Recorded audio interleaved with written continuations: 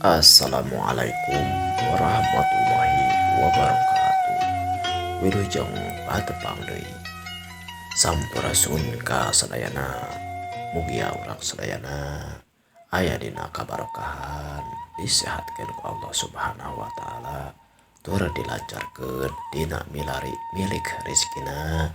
Amin. Urang teraskeun deui hanca carita Rusia Pasir Demit bagian ke-11. Mangga ka sadayana cara ketan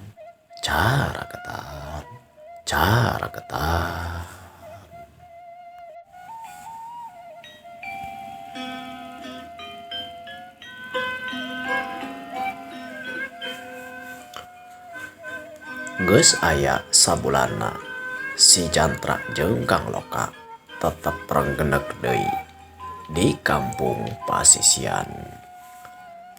Pak Haji Aman nu asalna maparokeun domba supaya diangon teh aku si Jantra dina hiji peuting nitah ka si Jantra katut Kang Loka linggih di bumi Pak Haji ngajak cenah ngawadul atawa ngopi bari jeung ngobrol.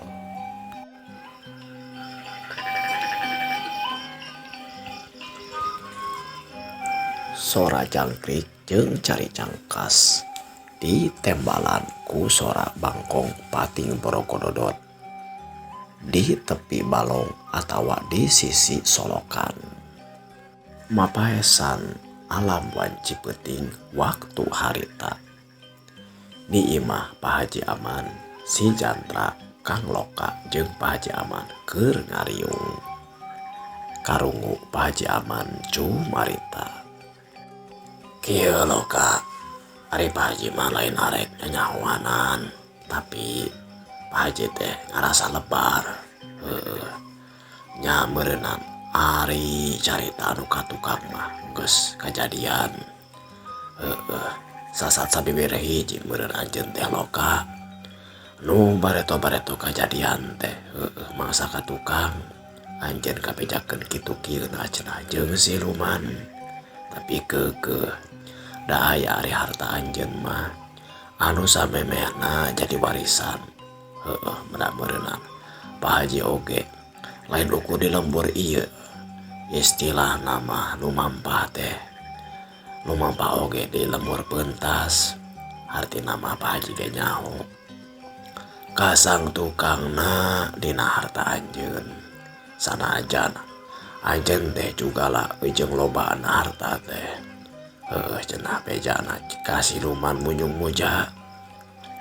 Tapi nu kasaksian ku Pak Haji mah anjeun oge masih kene boga taneuh warisan jeung sesa harta anu teu istilahna mah anu masih kene bisa dimanfaatkeun. Aya naon Pak Haji ieu teh ngaguar-guar kana perkawis eta kuring teh jadi penasaran ieu kieu dengekeun ieu Loka. Ceuk Pak Haji oge Pak Haji mah lain saya arek ngatur ka anjeun atawa istilah nama naonnya ilu biung kana urusan anjeun pribadi.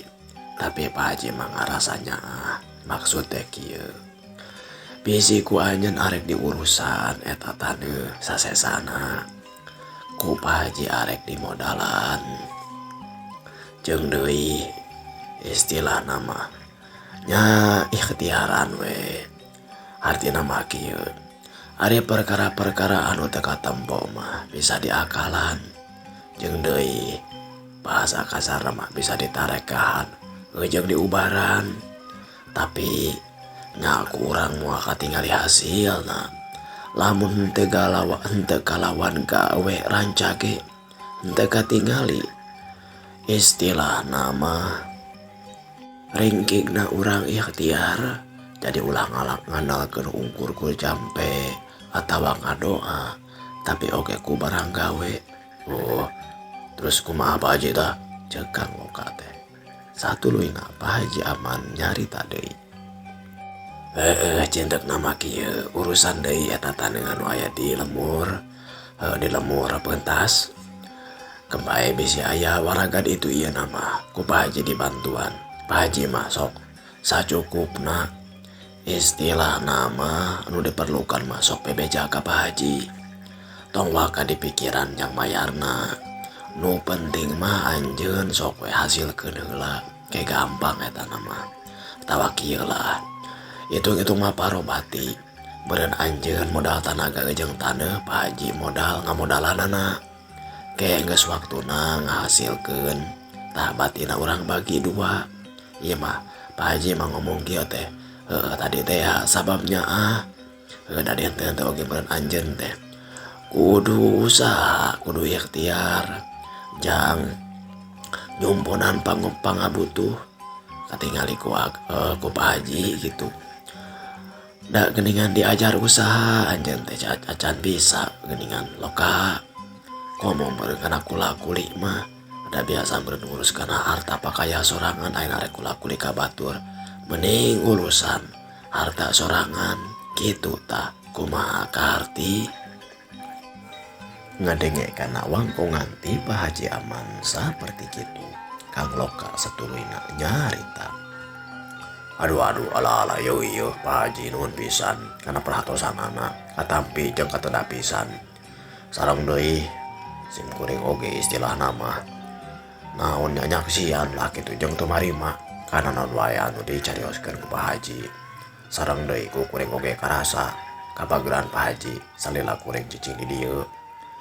Sanajan kuring teh sabenerna mah katingali ku sorangan ku Pak Haji. Ngarumasakeun ka Pak Haji teh loba pisan kasalahan tapi ku Pak Haji istilah nama lain nu asih dipulang sengit tapi dibalikeun ieu mah. Anu jahat kalaka dipilih di nonnya dipulang asih. Anu sengit dipulang bager gitu tah. Jadi kuring teh jadi ngarumasakeun. Ayeuna Pak Haji buka usulan seperti kitu nya aku kuring katarima pisan.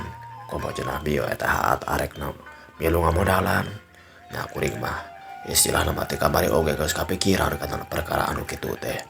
Ayeuna ku Pak Haji di jalanan atuh asa mobok-moge gorowong.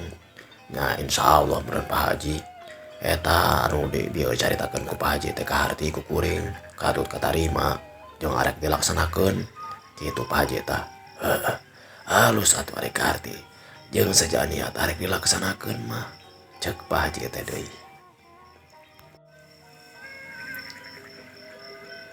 Satuluyna Pak Haji ngareret kasih jantra bari nyarita.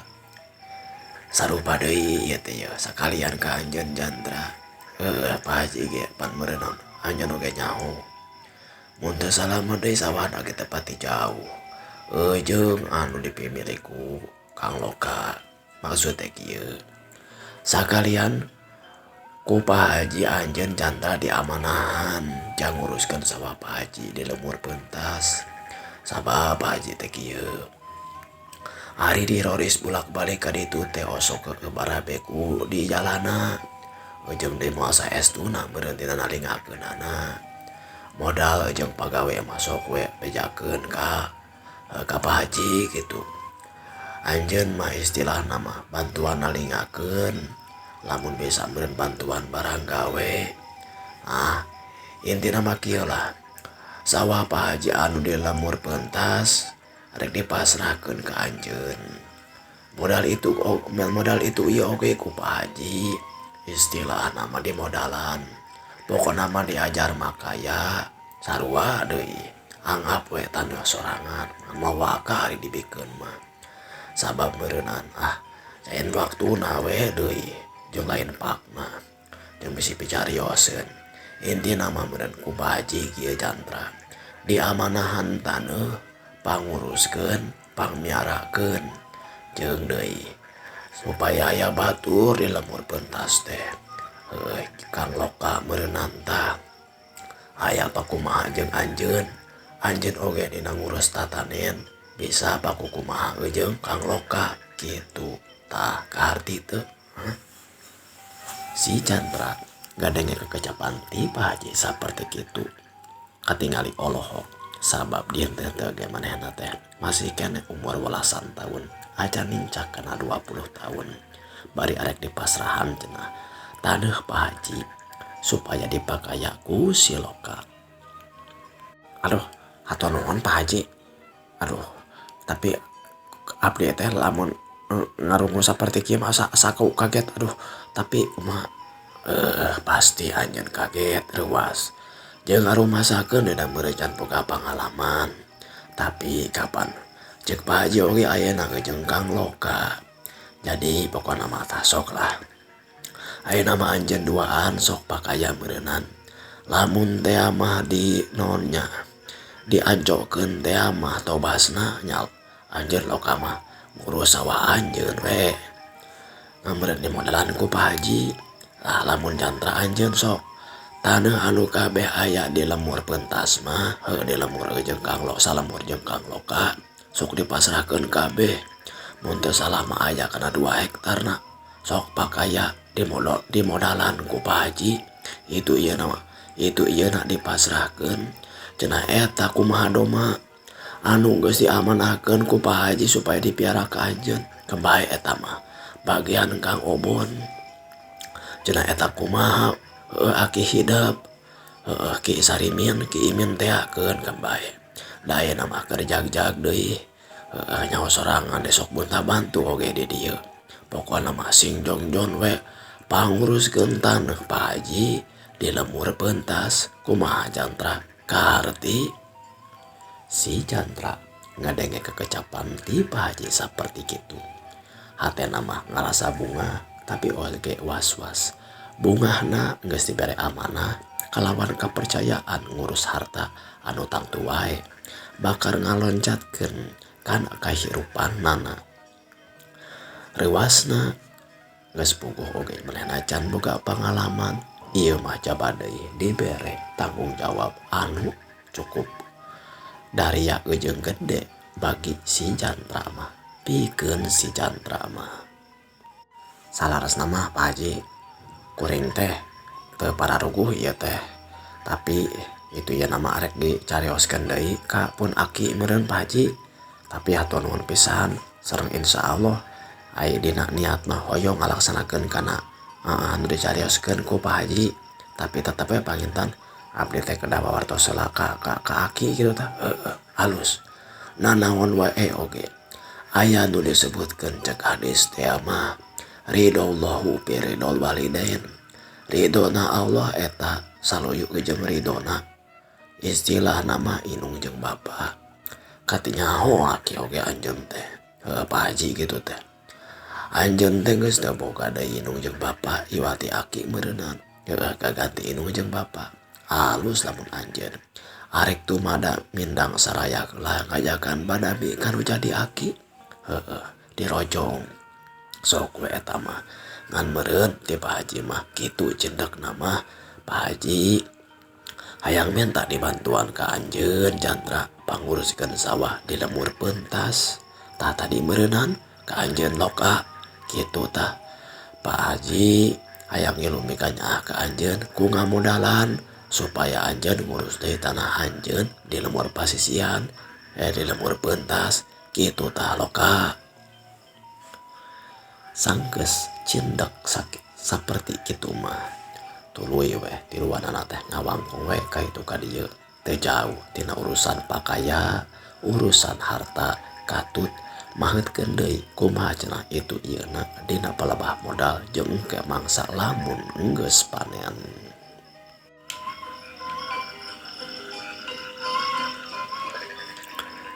Singket carita 2 poe tidinya sanggeusna dibidian ku Ki Imin. Si jantra jeung Kang Loka indit ka lembur pentas sejak ngalaksanakeun saran ti Pak Haji teh. Malah si jantra oge sejak cenah ngalaksanakeun amanah Pak Haji teh anu arek ngurus sawahna Pak Haji. Kulantaran sakumaha kauninga imanah Kang Loka geus mulan malen encan imahna Kang Loka geus mulan malen encan cenah disebutkeun tahunan mah ditinggalkeun teh teu dieusian jeung deui ting aya nu ngurus atawa henteu. Satuluyna samemeh nepi ka imah teh nyarimpang heula ka imahna Ki Usrip alias bapana si Barnas teh ya. Sakalian cenah rek nepungan ka si Barnas. Tangtu wae ari imah mah aya meureun diurus ku si Barnas. Tapi da meureunnan sasat menjadi tununganana ge istilahna mah ninggalkeun kana hartana jeung henteu deui ngurusna. Henteu merhatikeun kana ngurusna. Atuh tangtu wae si Barnas teh geus katingali dina ngurusna oge moal pati sakumaha lamun aya nu bogana atawa aya dununganana.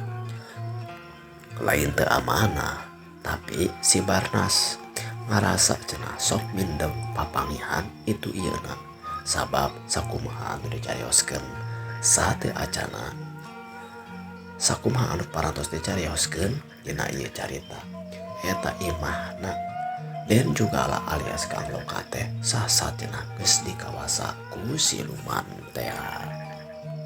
Teu kacatur itu ieuna Kang Loka jeung si Chandra geus nepi weh di imahna si Barnas atawa oge imahna Ki Usrip teh. Tidinya si Barnas nyarita nya sabenerna mah nya Kang Loka nya kukuring teh eta teh imah teh diurusan sakumaha biasana kitu tah.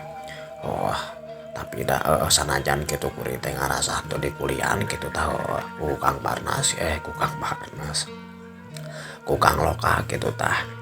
Tapi da cek kuring teh kieu pikiran teh kahiji tanuh teh anu urusan nya ku kuring teh arek diusahakeun we kitu tah dipepelakan naon we lamun kitu teh mah cengek tomat daripada nya meureunan garung. Nya ku kuring teh meureunan tah dipelakan tapi eta mah dipelakan teh tara jadi lamun dina aya jadina ge sok aya kumaha mah teh ya. Ayeuna cenah perkara imah kitu tahnya. Kuring teh sok minong dunga denge malahan mah pernah tah dina hiji waktunya kieu nya kuring teh tika aya anu karese kae karese cenah rek nyebut karasa kuring teh tuh. Karasa eta mah aya nu niup kana punu bari anu ngaharebos. Ingkah cenah ti ieu tempat cenah lain milik manusia ieu mah. Tidak ya teh kuring teh atuh aya 3 poe na muriangan gering. Nya tanyakeun ka si Aki tah nya Ki. Ceuk si Barnas samang-samangsa diwangkongan ku Kang Loka jeung si Chandra ngeunaan urusan harta Kang Loka jeung imah teh. Direret ku si Barnas saperti kitu. Ki Usrip oge satuluyna nyarita. Wah iya poho eta teh Loka we. Aya perkara nu ka tukang mah geus teu dicaturkeun deui nang geus puguh moronan eta anjon geus nyaho kana itu yona. Nganaki marek nguatan we eta teh ku Aki sorangan diakalan kitu tah. Eta imah teh supaya ulah ke mantoing kitu. Jeung lamun teh mah eta pangakuan cenah hayang teh kumaha ngawasa dikawasa ku siluman ku Aki teh santontona. Aki oge meronan sabisa-bisa kitu tah ngaikhtiaran supaya babari deui diurusanana kitu tah. Tapi rumah Aki istilahna mah eueuh kabisa jeung eueuh kanyaho. Malahan madukun dia lamur sajen oge sempat dieukeun ku Aki teh. Supaya narekahan gitu. Malahan mamanta tama oge nah kakayemen atawa kakiranya. Cani cenah teh keun cenah kudu bogana wae engke oge geus waktuna mah kudu bogana bisa kaakalan kitu. Ayeuna syukur anjeun arek geus balik deui arek nyicingan eta imah bari arek nguruskeun sesana harta kitu. Aku akeh dibantuan mun sabisa-bisa kitu Barnas. Kitu Ki bener Ki. Kang Loka saturuyna nyarita deui.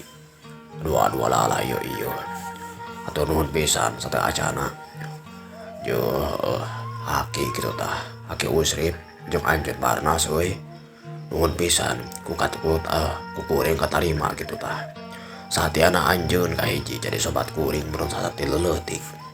Ujung jadi istilahna pagawe kuring sanajan teu digaji oge. Tarek tetep nguruskeun harta kuring sanajan kuring na ujung teu dikulian. Yo katarima pisan. Sanajan cenah eta loba gangguan jeung teu ngahasilkeun lah eta mah. Ku ngadengena ge jeung deui ku kuring oge kasaksian. Sabab loba pisan jama-jama anu ngabejakeun kana perkara eta keun eta mah tukang mah. Cenah eta arek nilumbang ngabantuan ayeuna. Ayeuna mah arek ieu kuring teh beureunan arek. Istilahna mah seja arek ngicingan deui eta imah. Tapi beureunan tong nya kapalang da kuring arek. Istilahna mah arek kapalang capek. Jeung deui katingalina mah ieu ngan ukur karak pecat sawet karak rumangsang ieu. Jadina lamun teh mah urang beberes oge. Jadi kahayang kuring mah kitu tak. Ki Usrip. Jong anjeunna Barnas euy. Penting ayeuna teh geus hayang buru-buru bisa kacicingan. Jadi na kuring ka dieu teh hayang minta dibantuan yang beberes di eta imah kitu kumaha tah kaharti. Kitu nya ceuk Ki Usrip teh. Ari kitu mah ku aki atuh mumpung teu ka mana-mana aya urang korojokeun mumpung isukan ya. Da ari wancir mangsa modal kieu mah masih keneh panjang.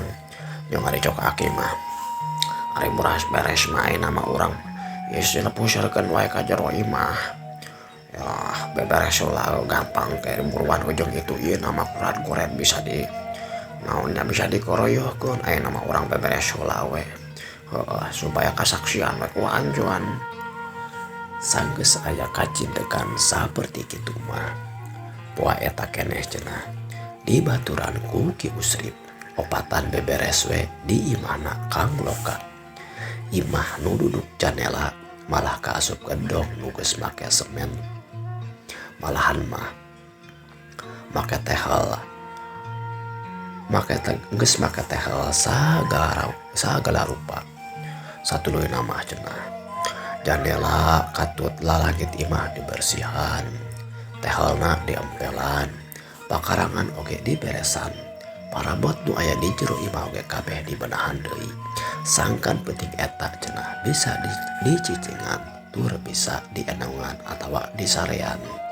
Sanajan loba anu kudu digawean keneh jeung acan beres. Tapi perkara nu dianggap penting mah geus cenah. Geus dikeureuh. Kira-kira wanci mancing asar atawa pas sore sararea rareureuk sabari ngopi tur nyadet disadiakeun ku Nini Imin jeung pamajikanna si Barnas nu geus akur deui. Sabari reureuh nyadet tur ngopi teh diselangan cenah ku bari ngobrol. Sabab bari ngaleungitkeun kacape nuuskeun kesang babala gonjakan jalma-jalma teh dihareupeun tepas imahna si Loka. Katingali eta imah anu geus bulan maren teh dieusian teh katingali aya cahara deui, katingali hirup deui. Aduh ala ieu Barnas. Mun teu salah mah panungtungan urang ngawangkung teh ya kapan urang teh nasehakeun rek neangan ngirana bandin. Ari ayeuna anjeun geuningan eta geus balik deui jeung pamajikan. Kumaha eta teh? Atuh tah Kangnya. Anu kitu mah tah aya pamajikan kuring entahnya Kang.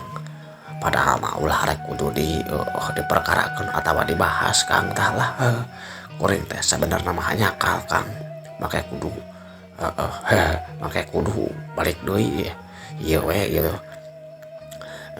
Si nenengna balik deui we. Ceuk Kang Loka bari rada nyarengeh.